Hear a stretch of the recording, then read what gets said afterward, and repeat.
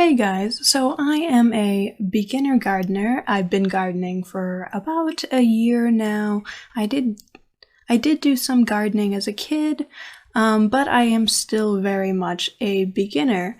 So I thought it would be fun while I'm on this gardening journey and trying to learn new things and how to not kill plants, if I started a series where I reacted to some of the best garden videos on YouTube. So today I'm going to be watching a video by Epic Gardening, and it is titled 9 Beginner Raised Bed Garden Mistakes to Avoid. Raised beds are one of the most popular ways to garden, especially in urban spaces like my urban front yard here where I have 15 raised beds. That does look like an impressive amount of raised beds just in that small area, since I can see cars in the background and everything, so it's a good use of space. Much better than grass. I've gone a little raised bed crazy, but there's some mistakes that you can make, especially in your first couple years of growing, that can really hamper your success, which is why we're talking about exactly how to avoid them in today's video. That lettuce looks very tasty.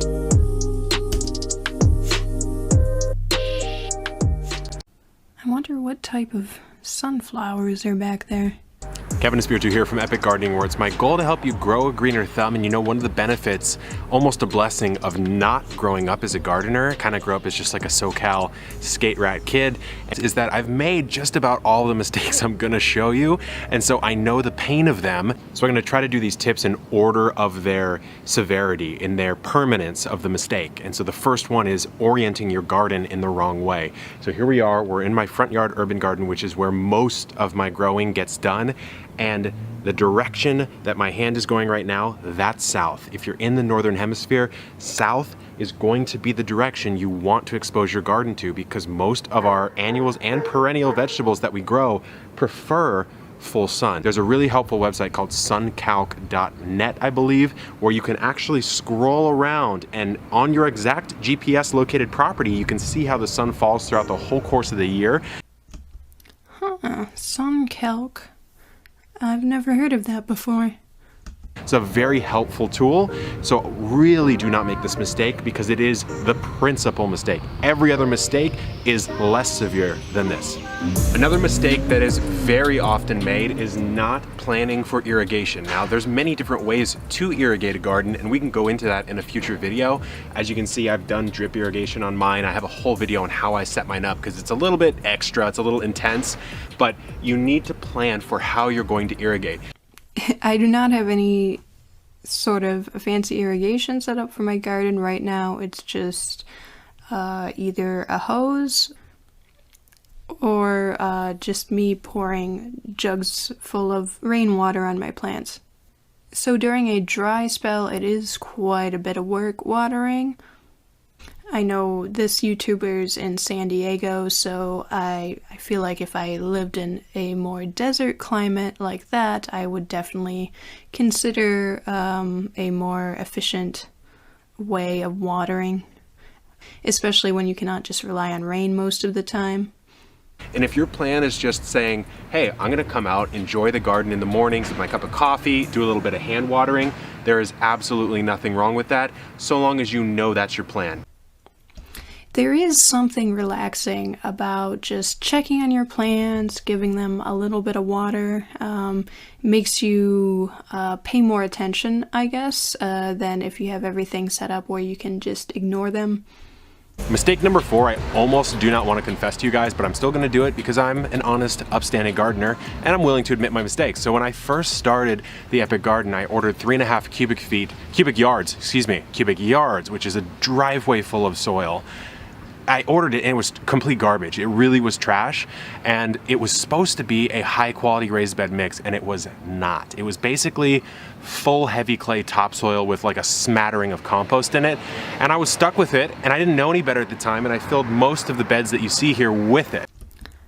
I have been aware of that. I have done my research on the different types of gardening soils, and I do know that just getting a bunch of random junk dirt is not going to do any good for your garden. I'm just building up my soil the slow way, but it is slowly improving.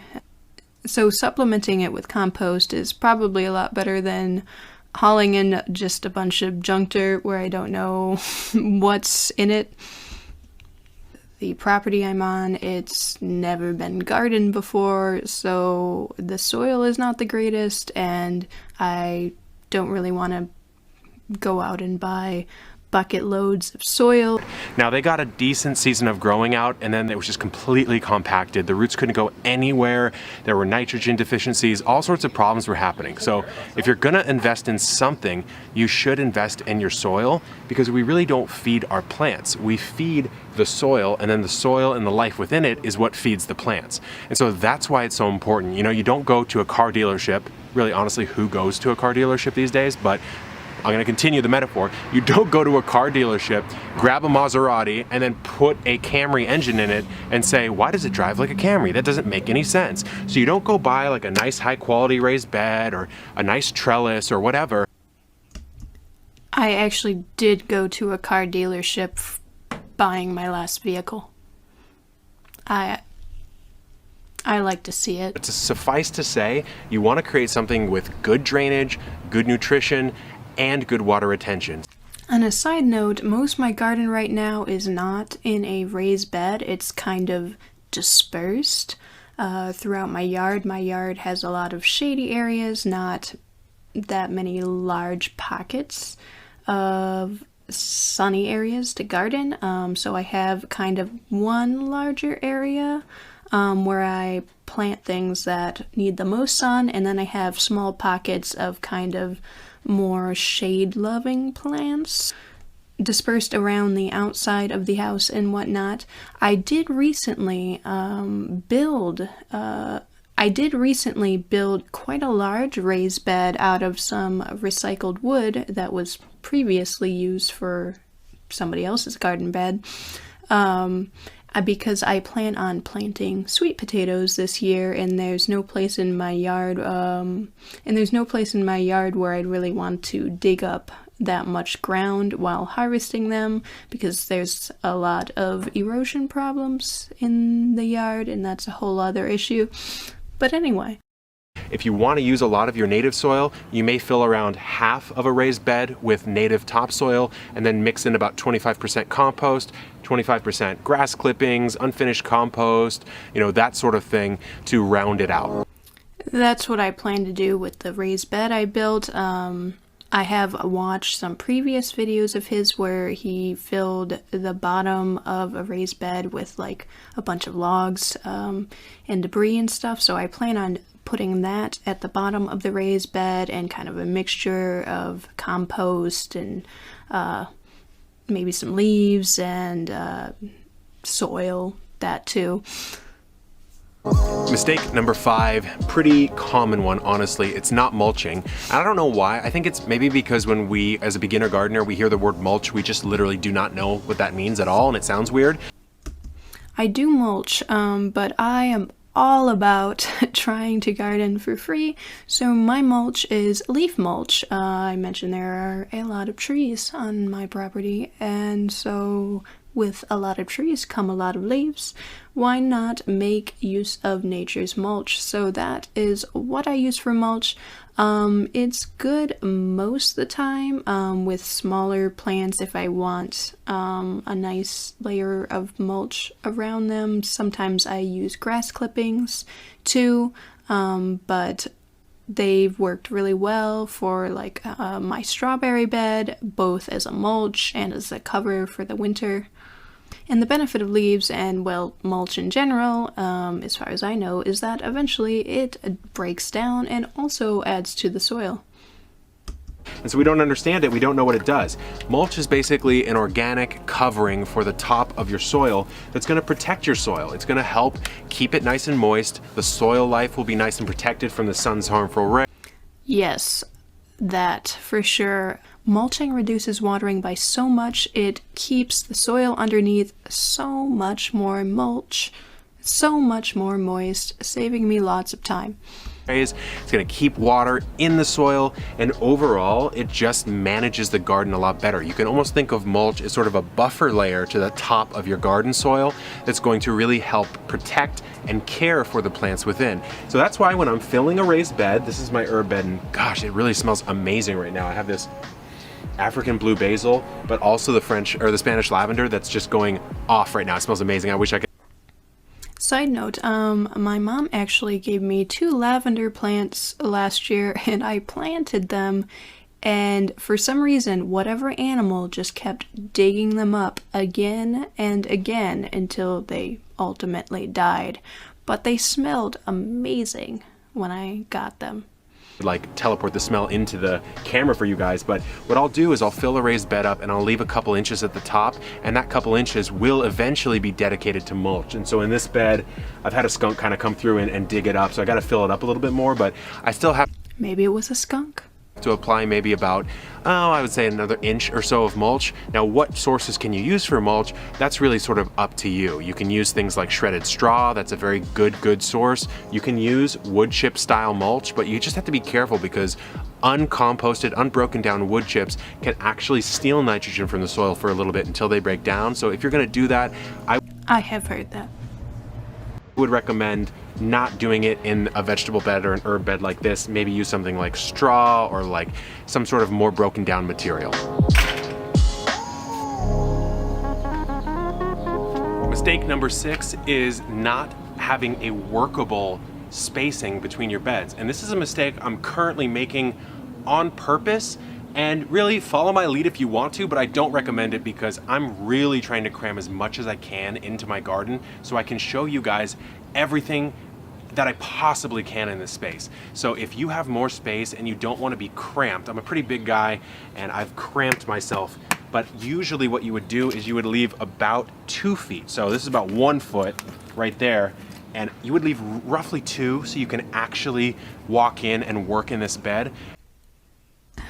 That is totally something I would do. I'm always trying to squeeze as much stuff in as possible, and so I would totally be like, if I had the space and the amount of raised beds he had, I'd probably be like, yeah, it's fine, I can just squeeze through here.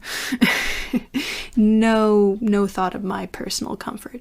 Mistake number 7 is when you're planting in a raised bed, not thinking about the eventuality of that plant, how that plant's going to look once it's fully grown. So here's a good example of a way that you can plant a raised bed. Remember, tip number 1 was placement. South facing is this way right here, which means that sun exposure is going to be coming throughout the day here, which means that if I was to have planted my peas and beans up front and these newly transplanted in leafy greens behind, I would have completely shaded them out and they really wouldn't grow that well. So what did I do? I kind of created a little lift here. So I have my low growers up front, aka on the south side, and then my beans, which are my mid-tier growers, these are bush beans, those are sort of in the middle. And then on the back, you can see I created kind of a U-shaped, a little funky trellis for my peas, which have been doing really well actually. We have all sorts of snap peas going on here. But I've created a bit of a terrace. And so let's say, let's teleport into summer, right? I'm in summer now, maybe I'm doing onions here, I'm doing peppers here, and I'm doing tomatoes here. That's how I would design this bed. And so if you don't think about that, you're just gonna be unnecessarily shading and making poor use of the space in your garden. Yeah, I've made that mistake before, and I am sure that if the plants I put in front of them had actually grown to their proposed height instead of barely growing at all, they would have blocked the sun of the smaller plants. Mistake number 8 is bed preparation throughout the seasons. And so as you move into your winter, your fall and winter, there's a couple different ways you can approach taking care of your bed. And if you don't do it, you're not gonna necessarily fail, but it's just gonna be less successful. So with our raised beds and really any garden in general, you want your soil to improve over time. And a bad way to do that would be as I have in this bed, to just let it be bare when I'm not growing. I just cleared this out, so I'm very quickly going to replant this and amend. But let's say we're moving from fall into winter.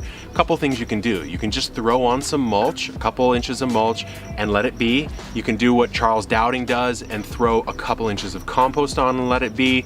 You can take a cover crop, spread that over, and a cover crop's exactly what it sounds like. It's a crop that covers the soil and protects the soil, and then just let that die in the winter.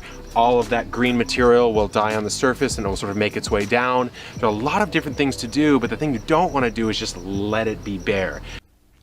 That's currently what I'm doing. If any garden bed is not out of use, I'll just let leaves pile on top of it. They almost naturally do it because the trees. But excess leaves in other parts of my yard, I'll just pile on top of an unused bed for the cold season. I have not done any cover crops as of yet. Number 9, I believe, is not labeling or tracking what you're putting in your raised bed garden. Now, unless you're Russell Crowe and you have a beautiful mind or an eidetic memory of some kind, you have to label and track, you know? I am terrible at labeling my plants. Granted, I have a pretty good memory, but often if I plant more than one variety of something, like a tomato or a squash, then I have no idea which is which. I've mixed up brassicas before too. My strategy is then just to wait and see what it becomes. Either way, I'll eat it. Yes, I know this is African blue basil. I know what I planted. Here's Greek columnar basil right here. But some of the stuff you just will forget. And you'll forget the specific variety, and you may even forget when you planted it. And for a lot of plants, when you planted it is much more important than what exact cultivar you planted. Because let's say for tomatoes or for our peas and beans, you want to know when it's getting ready for that next phase. If I have to start pruning it, if I have to start pulling it, whatever the case may be. So I highly recommend labeling. I do, I'm pretty good at tracking when I plant things. I keep a spreadsheet of it so I can sort of keep track of things. I'll sometimes, like I do right here with this Amazel basil from Proven Winners, I will leave these in, but a lot of the times I just have a little Google sheet on my computer. You can draw it out on graph paper. It doesn't matter. It's just the method is, I'm agnostic to the method. The way you do it is the way you do it, as long as you do it. And you're gonna have much more success. You know, what we measure, we manage. That's just a truth of the universe. If you're tracking it, you're aware of it, and if you're aware of it, you actually care about it enough to manage it. You know, and sadly, one of the things that kills a lot of new gardeners is that they just lose track, they get overwhelmed, they give up, and then everything dies, and they say, I knew I didn't have a green thumb. And that's just a very sad truth. So that is our final. Okay guys, there you have it. There was epic gardening. Goodbye.